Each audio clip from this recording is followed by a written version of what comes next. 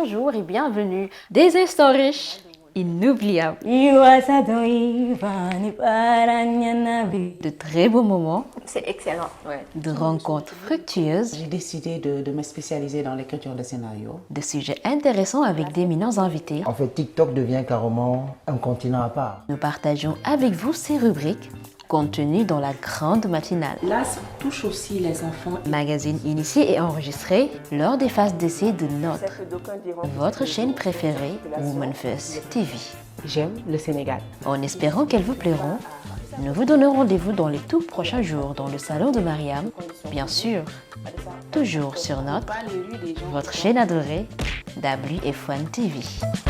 Bienvenue dans votre chaîne de télévision. Alors au sommaire de cette grande matinale, vous aurez Mado qui nous fera le profil de son invité Semedo dans sa rubrique découverte ado. Vous aurez également notre super nanny Priska qui sera avec moi dans sa rubrique enfant pour nous faire une activité. Enfin, Maggie sera aussi avec nous pour parler de la justice populaire. Retour sur le plateau pour accueillir Mado et son invité dans sa rubrique découverte ado. Mado, bonjour. Bonjour Mariama. Tu as un invité qui s'appelle Semedo, qui est un artiste peintre acrylique. Semedo, bonjour. Bonjour. Merci d'avoir répondu à notre invitation. Ça fait et bienvenue aussi sur Women First. Merci beaucoup. Mado. Chers téléspectateurs, je vous amène un nouveau ado, vraiment, qui est un artiste peintre. De son vrai nom, Mohamed Saliou Fall, communément appelé Semedo, est un jeune étudiant en art graphique à l'Université virtuelle du Sénégal, mais aussi artiste peintre. En tout cas, Mariama... Il fait des merveilles. Ah oui. Avec les téléspectateurs, on aura le temps de découvrir ses chefs-d'œuvre. Donc, alors Semedo, on vous laisse vous présenter. Oui. D'abord, ça fait un grand plaisir de m'avoir invité ici. Je suis tellement ravi. Je m'appelle Mohamed Saliou Fall, âgé de 20 ans. J'habite à Diamniadio. Je suis étudiant en art graphique et numérique à l'Université virtuelle du Sénégal, en même temps aussi artiste peintre. Wow, très jeune, hein? Ah. Et qui fait des merveilles, je le répète Faut encore. le dire. Nous allons découvrir ensemble avec les téléspectateurs. Bien sûr. Alors, Semedo, comment vous êtes devenu artiste peintre? Sinon, donnez-nous ou racontez-nous votre histoire avec la peinture. Je peux dire que je voulais devenir un joueur professionnel de football, mais tu sais, dans la vie, nul ne peut échapper à son destin. Oui. C'était en 2020 que j'ai commencé à peindre. En 2020, il n'y a pas longtemps, en 2020. En ce moment, il y avait la pandémie, coronavirus. Du coup, on était confinés chez nous.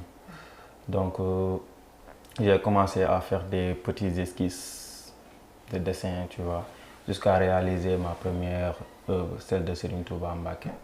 Oui. Une grande figure, hein? Oui. Wow. Donc, tout cela est venu à partir d'une inspiration. Peut-être on était confinés, raison pour laquelle peut-être l'inspiration venait aisément, naturellement, pour que vous puissiez faire des réalisations. Oui, je peux dire ça. Je faisais... Tout le temps je dormais. Un jour, je me suis réveillé en disant qu'aujourd'hui, je vais jouer, tu vois. Mais le jeu, c'est pas Le jeu est devenu rêve, hein? Il se trouvait des activités, Oui. en fait, et voilà. Oui, c'est ça. Un jour, je me suis levé, après j'ai dit que je vais jouer aujourd'hui. Après, j'ai pris les crayons, les peintures, j'ai commencé à faire des petites excuses de temps en temps. Ça est venu comme ça. C'est venu comme ça. Alors, Semedo, il est devenu finalement un métier ou bien vous êtes passionné? Bah, je veux dire que pas encore pour le métier. C'est juste une passion. Ah, au début ce n'était pas ça. Ah. Maintenant ça devient vraiment une passion, vraiment, de faire la peinture, de peindre de grandes figures, tout comme il l'a dit tout à l'heure. Son premier chef-d'œuvre est l'œuvre de Serigne Touba Mbacké. Donc voilà, certainement avec la régie, nous allons suivre quelques éléments venant de ces méthodes.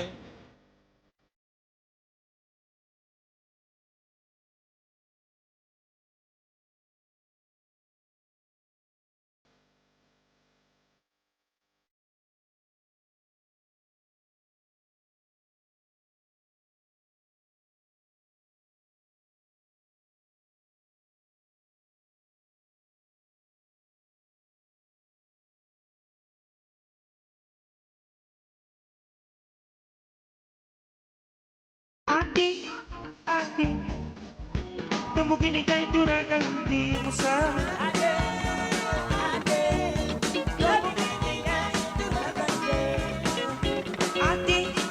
ating tumugin ika'y turagang di mo sa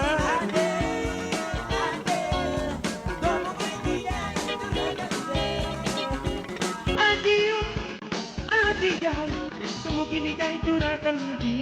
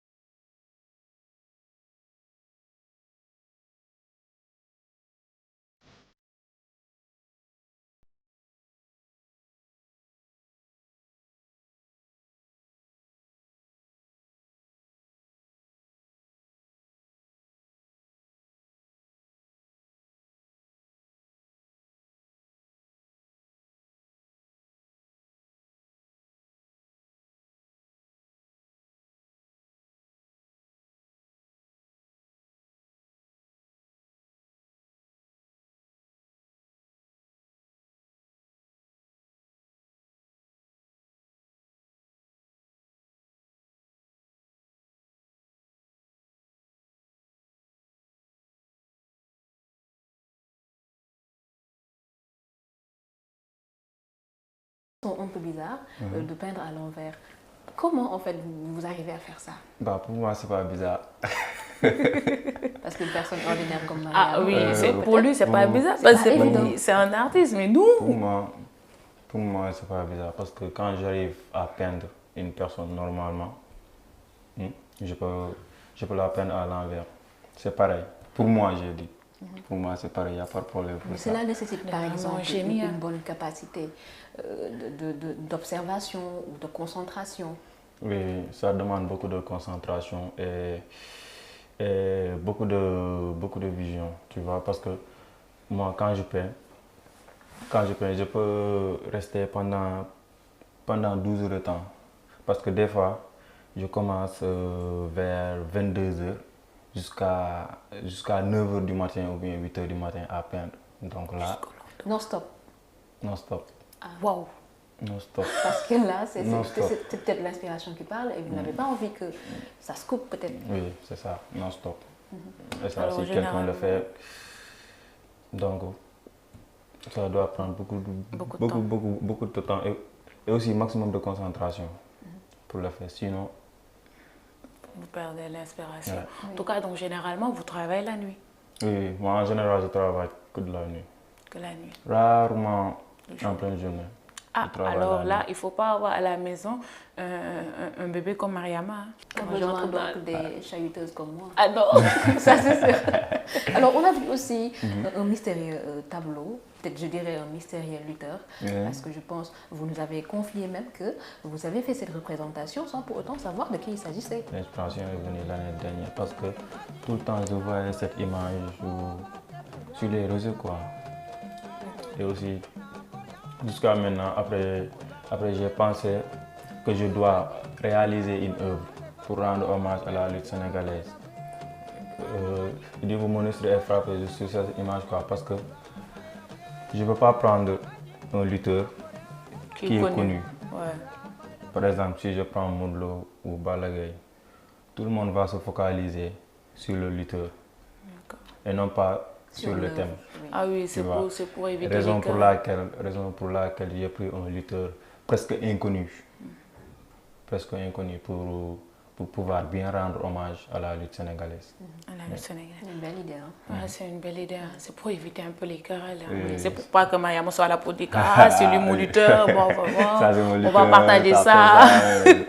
J'imagine bien. Alors, Semedo, expliquez-nous un peu la matière que vous utilisez. D'habitude, j'utilise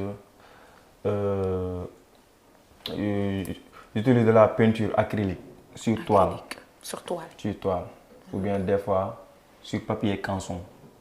Ça, c'est les matériels que vous utilisez chez vous, les artistes. Oui, ça sont les matériels. Il y a d'autres qui utilisent du bois.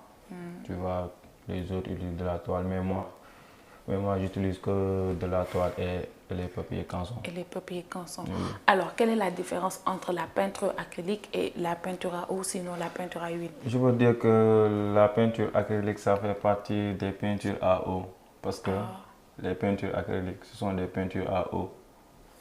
Si tu vois, si tu entends parler de la peinture acrylique, c'est juste des peintures qu'on peut mélanger avec de l'eau. Ah, d'accord. Qu'on peut mélanger avec de l'eau. Ou bien après usage, on peut se plus laver facile. les mains avec de l'eau. Ah, d'accord. C'est Avec plus de facile l'eau. de se rincer avec de l'eau. Mais tandis que les peintures à huile, ça, on les mélange avec du diluant. Ah, ok, d'accord. Et donc, si je comprends bien, Mariama, On le les mélange peintures à avec du diluant, huile, mais pas quand de l'eau. quand c'est mélangé avec de l'huile, on met du solvant et là, il y a plus de senteur, il y a plus d'odeur forte que la peinture acrylique, sinon la peinture à eau. Ah, c'est ça. d'accord. Ok, bon, en tout cas, moi, je vais essayer de faire quelque Peinture chose. à eau et la peinture J'ai à hâte huile. de voir ça. Ah. Et ce sont des gribouillages que je vais voir. Il faut que l'on essaie, Mariama. Mais c'est le doigt. Oui, on va essayer peut-être ensemble. Mais bon, je voudrais me tenir en carreau. Hein, parce que je me connais, je sais que je suis hyper nulle sur ça.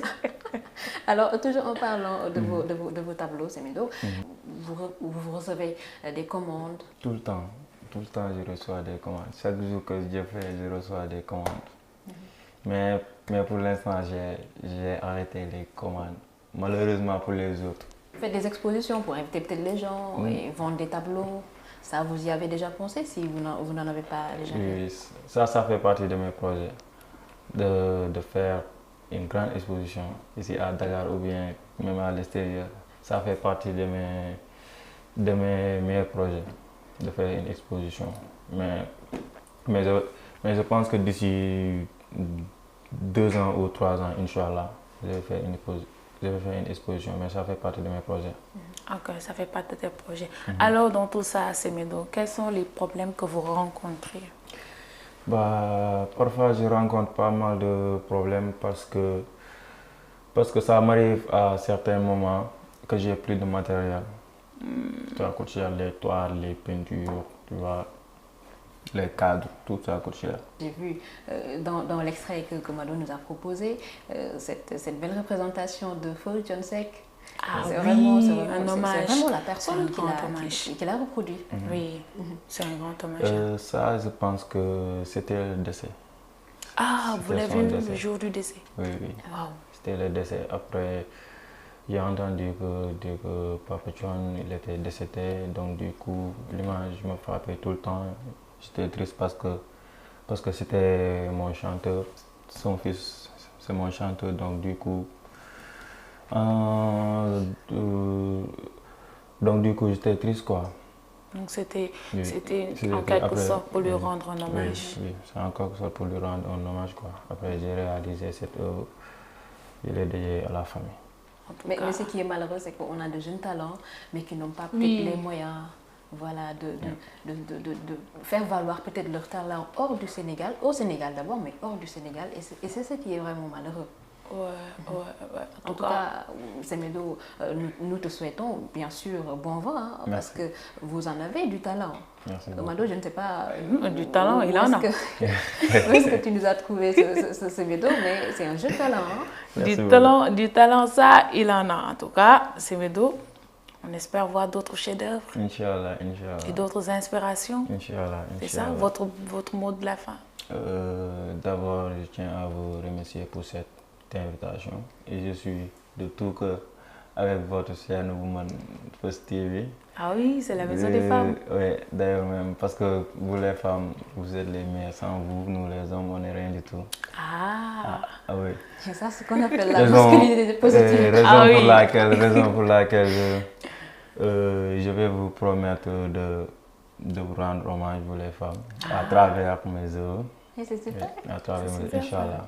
Inch'Allah. Inch'Allah. Je En vais tout cas, faire merci une œuvre beaucoup, rien hein. que pour les femmes. Une belle promesse. Hein.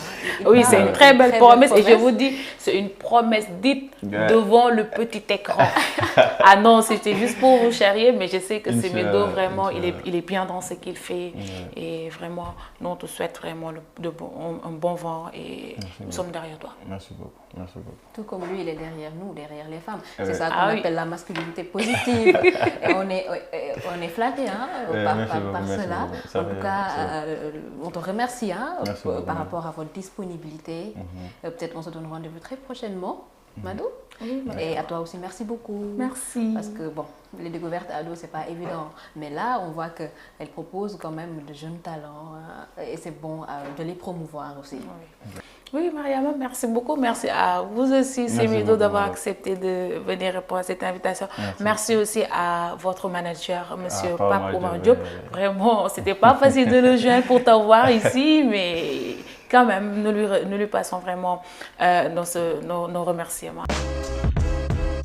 Retour sur le plateau de la matinale de Women First. Je rappelle juste, fidèles téléspectateurs, que vous pouvez nous écrire via Instagram, LinkedIn, TikTok et même Twitter via le hashtag Women First TV. Alors, comme je vous l'ai promis tantôt, je reçois sur le plateau Priska et son invité dans sa rubrique Enfants. Alors, bonjour Priska.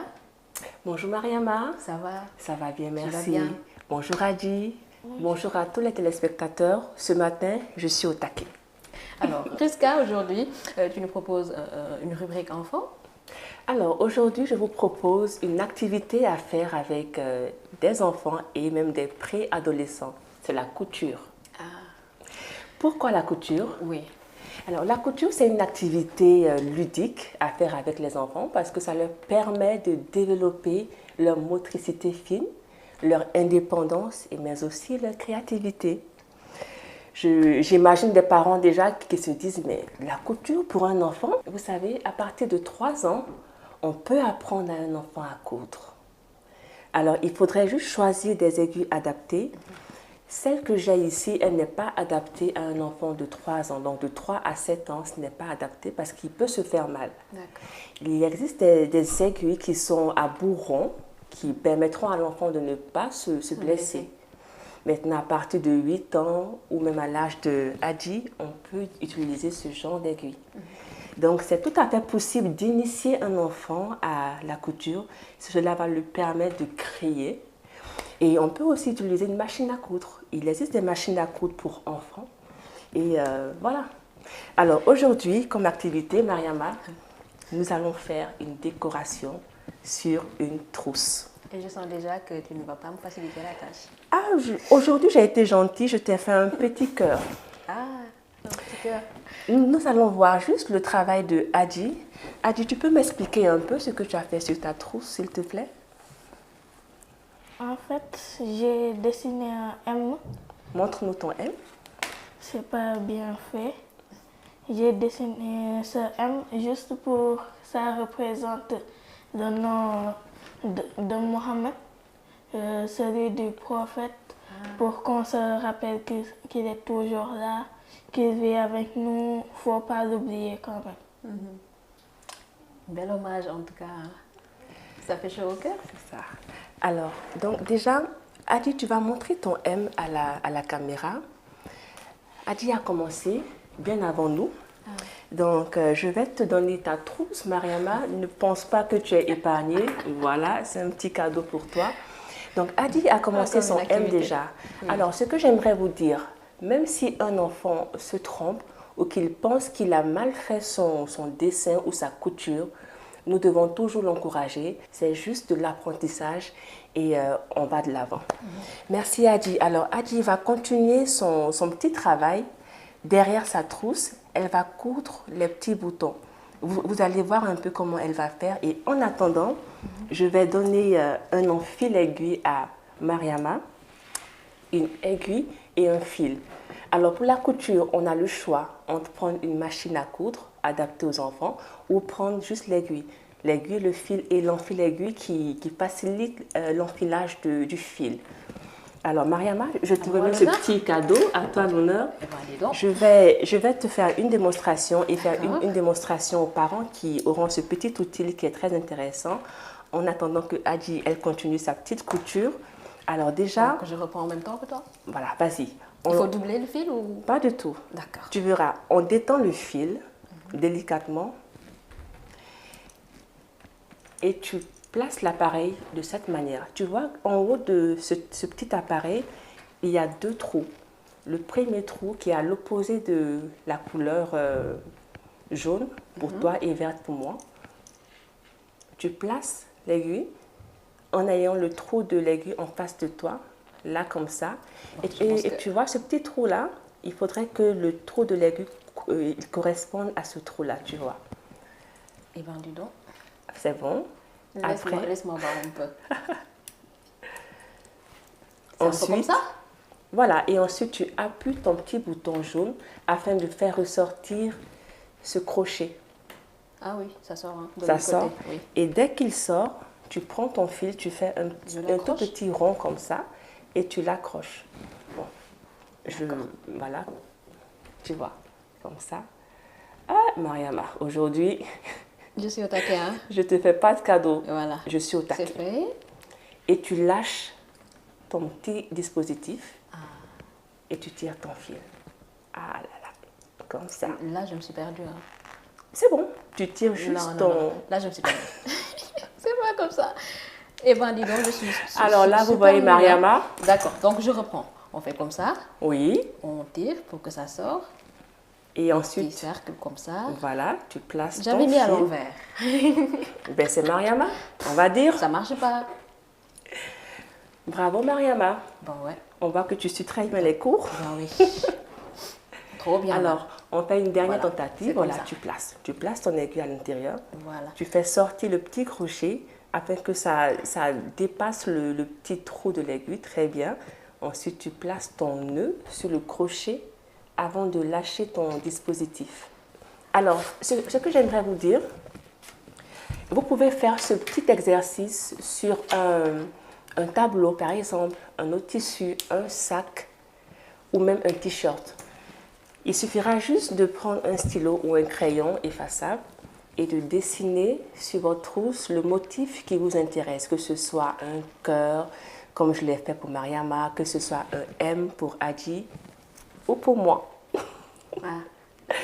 Là, tu Voilà. as pris l'honneur d'avance. Hein? Alors moi j'ai Je fait sais pas. un petit smiley et ensuite vous prenez le fil et l'aiguille et vous placez le bouton à l'extrémité, voilà comme Mariama le fait, et vous faites entrer à l'intérieur de la trousse pour éviter de... Voilà, c'est ça. À l'intérieur de la trousse, vous cherchez le petit trou du bouton, vous le faites ressortir sur le bouton et vous cousez les 4 petits trous qui figurent sur le bouton. Et ça, c'est une activité facile pour l'enfant. Alors, j'aimerais préciser que la couture, ça demande de la patience. Et c'est vrai que les enfants ne sont pas patients en général, mais ça va les aider à gérer justement cela et à gérer leur frustration. Et ils vont créer, ils vont faire leurs dessins, ils vont coudre. Ça prendra du temps, comme ce que Mariama fait. Ouais. Mais à la fin, le résultat il sera merveilleux pour eux. Ils seront très fiers de ce qu'ils ont fait. Donc, soyez patients avec eux et vous verrez. Ça, ce sont les conseils de notre super nanny, hein, j'aime le dire. En tout cas, elle propose des conseils pratiques hein, pour les parents sur comment occuper les enfants. Je le dis tout le temps, c'est important hein, de faire des activités avec les enfants. C'est très important parce qu'un enfant, il est débordant d'énergie. Pas seulement un enfant à partir de 3 ans, 2 ans, 3 ans, 4 ans, 5 ans, 6 ans, mais il y a aussi ce qu'on appelle les préadolescents, tout comme Adji, qui ont besoin d'apprendre, de manifester, de développer, je vais dire, leur indépendance. Et on voit que Adji, elle sait manier déjà l'aiguille, donc c'est tant mieux. Et elle va justement créer et faire de belles choses avec la couture, n'est-ce pas? Bien sûr. Et tu en penses quoi de cette activité, Adji?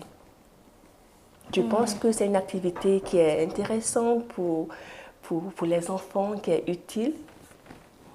Oui, Oui, pourquoi? parce que des fois ça les motive. Oui. Sinon, aucun d'autre programme à faire, ils peuvent passer leur temps avec leurs parents pour leur faire. Et tu aimerais bien faire ça avec maman? Oui. Tu le fais souvent avec maman? Si elle a le temps. D'accord. Alors, maman de Adi, il faut avoir le temps pour Adi pour faire cette activité. Hein? Je vais vérifier. Merci.